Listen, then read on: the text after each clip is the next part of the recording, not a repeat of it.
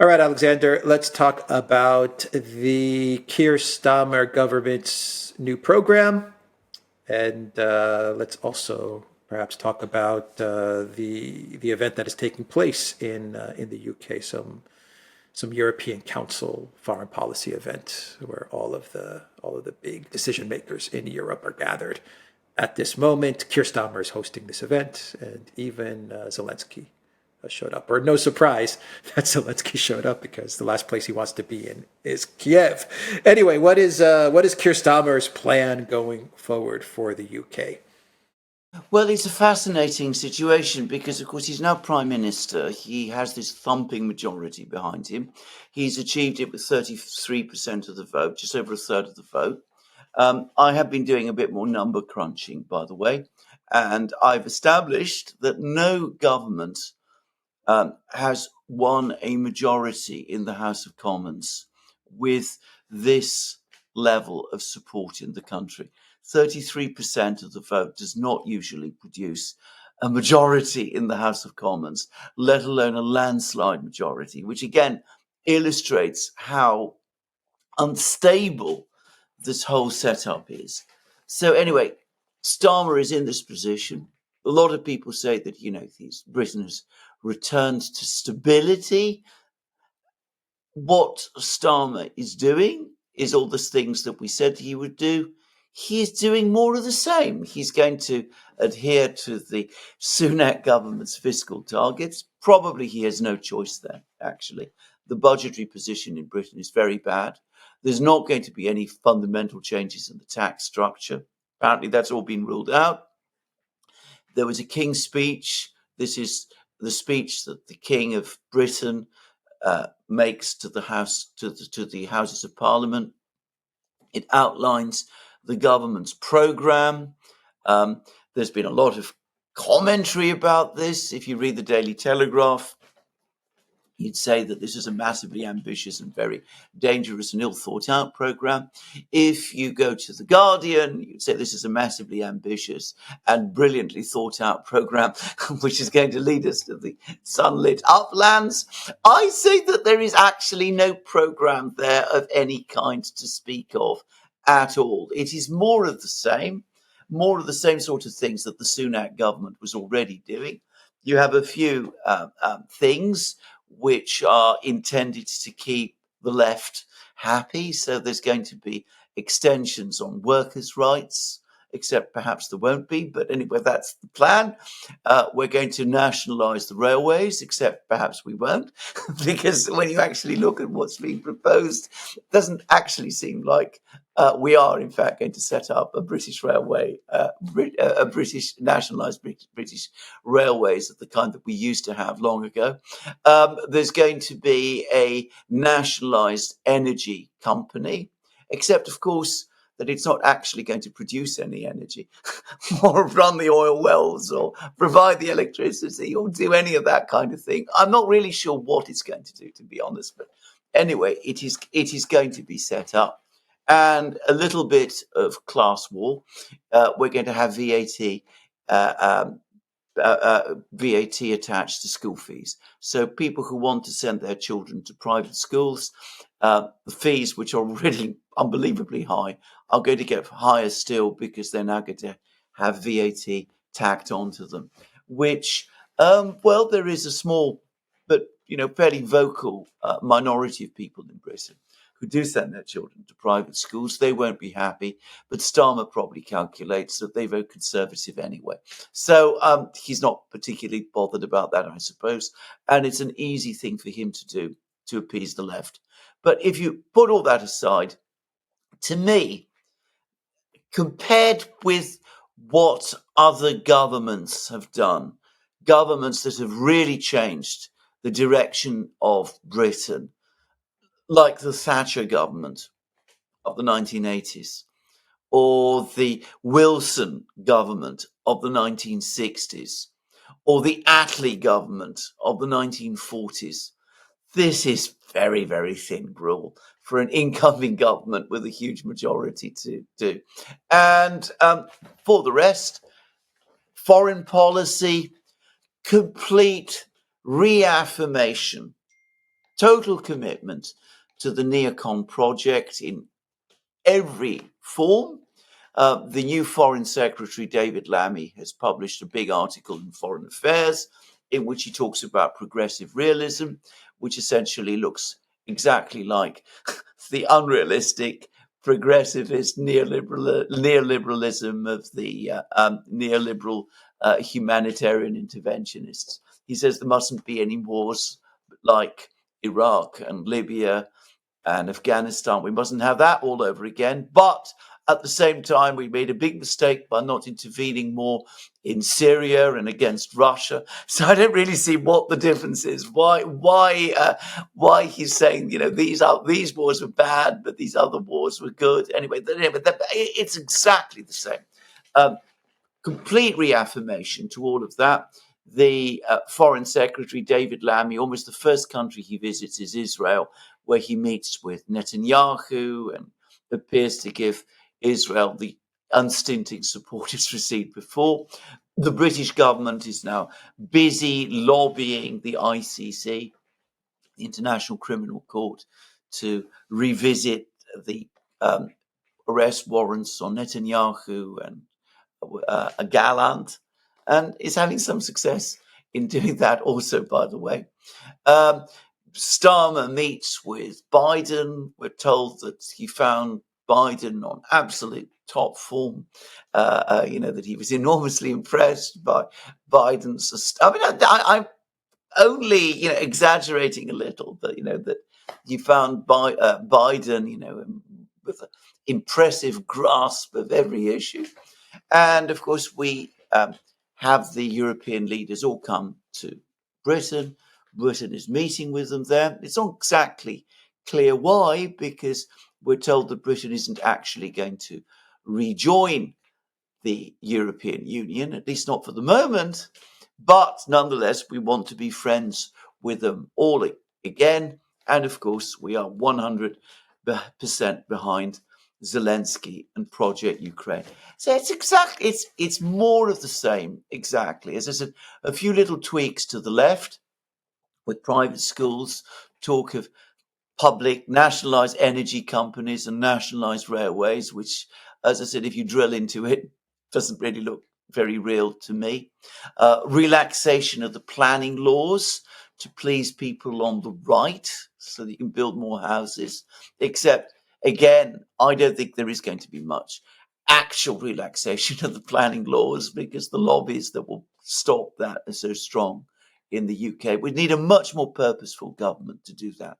But fundamentally, all exactly the same as before, and a foreign policy that attaches Britain full square to a neocon project which everybody can see is failing, and which the Trump-Vance team, which looks likely to be elected in November, are in the process of repudiating in the United States. Why is Keir Starmer going to implement the same failed policy when it comes to foreign policy of Sunak? Labour. Why is Labour going to do this when they realize this is such a loser policy, especially with regards to elections? You see, I don't think they do understand that. I think they still think that the policy that they want to follow. I would say that Lammy, in that article in Foreign Affairs, is still absolutely endorsing in the full way, the whole concept of US hegemony. He still talks about the US as essentially the indispensable country, all of that. I don't think they can quite bring themselves round to accepting that these changes that so many people can see are really going to happen. They still think that the world is where it was in the year 2000, and that, yes, Trump is saying all kinds of things, and we're very worried about that. He's picked Vance, and we're very worried about that. The world is changing, we're worried about that too. But ultimately, deep down, they still think that the world is still as it was before, and that they're still joining the winning team, and that winning team, the neocons, in other words, is going to go on winning. It's very strange. Lammy, at one point in his interview, rather his article, his Foreign Affairs article, makes a very, very interesting admission. He says that when Tony Blair was elected Prime Minister of Britain in 1997, Britain's economy was bigger than those of China and India combined. Today, it is smaller than India's and only a small fraction of China's. So that shows how much the world has changed. So then Lamy says that, and that every other part of his article effectively denies that reality. So, at some level, they know all of this, but they don't want to acknowledge it. And they just pretend. They just go on doing what has worked before, what they're used to. They don't want to experiment with real change, either in Britain or internationally. And they just, drift along because that's their comfort zone, and they don't want to leave it. Because they're captured. I mean, They're captured. ultimately, they're captured. Yeah, they're captured. Yeah, and they can't figure out a way to look after Britain's national interests. They're looking after the globalist national interests. I mean, the policy. Listening to you, the policy to me sounds like it's just putting your foot on the accelerator as the car goes over the cliff. I mean, I don't know. Is there any other way to describe it? There's no break. There's no break in any of it. There's no brake, and you've put a clamp on the wheel. You can't turn it. I mean, you just carry on straight on. I mean, that's all you can do. The interesting thing in Britain is that there are very, very strong criticisms of all of this, both on the left and on the right. If you go on the right, I mean, there's a whole new politics around Farage. I mean, he's criticised Project Ukraine. He's the one British politician who takes Donald Trump seriously. He wants to meet with him. He's hoping to, change. If he comes in, he understands that there needs to be a change of direction. If you go to the left, to the sort of people who formerly supported Corbyn, who's, by the way, still in the British Parliament, he was re-elected as an independent. Well, you will also find lots of criticisms there. They too understand that British foreign policy needs to change. Both the right, people on the reform side, and on the left, you find new ideas about how to change Britain. You may agree with some, you may completely disagree with them, but at least there is new thinking going on there. But in the Labour Party, the government, in the mainstream, there is no thinking at all. Anybody who has any ideas is pushed aside. And they generally do believe that they are the adults in the room, that they're the serious, mature people who are doing things right. Everybody else, all these people on the left and on the right, who saying things have to change, are just flaky and really should be ignored. All right. Can the UK actually, final question, can the UK actually make any difference in Project Ukraine, given, I mean, Keir Starmer's now hugging Zelensky. He's showing more support, where he's trying to outdo Sunak, it seems, and the Conservatives in their support for Ukraine. They have this meeting taking place in Britain that they're hosting. Is there, though, anything realistically, can the UK actually do anything with regards to Ukraine, financially, weapons-wise? I mean, what? No, it doesn't. This is just posturing, I guess. It's absolute posturing. I mean, they supplied the challenges, as we all remember, and they all failed. They supplied the storm shadows, and they didn't achieve very much. The British Army is down to one brigade, apparently, that they can deploy. That's about 4,000 men. That's not going to make any significant difference. The British Air Force, the RAF, is about the same number of fighter jets that the Netherlands, Denmark, and all the others are supplying to Ukraine. That's the Royal Air Force. The British Navy is racked with problems. The country has massive budgetary issues. It cannot change the trajectory of the war in Ukraine. Now, if we had a different type of government, one that was genuinely realistic and looked at things in a completely different perspective, then of course Britain does continue to have a certain diplomatic influence. They could come out and say, Project Ukraine has failed. We need negotiations now. They could send the foreign secretary to Moscow, or they could meet with the Russians in New York if they can't bring themselves to go to Moscow. They could engage in some genuine diplomacy, and that might make a difference. But of course, they're not going to do that. This bunch are unable to do that. And the British establishment, the British political class overall agrees with them. Going forward, by the way, because, I've talked about Britain's situation many times. There are some people, Dominic Cummings perhaps, he's been writing some very interesting things recently, and others who say, we've got to carry out fundamental reforms in Britain as well.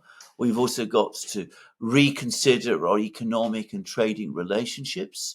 We're outside the EU, which is the other big economy in Europe. In fact, now by far Europe's biggest economy, which is outside the EU. Maybe restoring an economic relationship with Russia would make a great deal of sense for us. We can trade with them, they can trade with us. We've still got some things we can help them with, finance and all that. They've got lots of things they could give to us. Maybe that's what we should do. Again, you're not going to find anybody in Britain in the political class who wants to go there. And of course, with every day that passes, those opportunities that still exist, and they're becoming very limited, they're gradually being whittled away. We've already had our end of empire moment in Britain.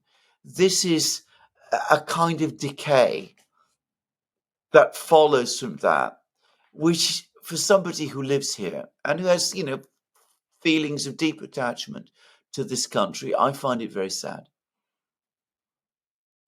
All right. We will end the video there. TheDuran.locals.com. We are on Rumble, Odyssey, BitChute, Telegram, Rockfin, and Twitter X. And go to the Duran shop.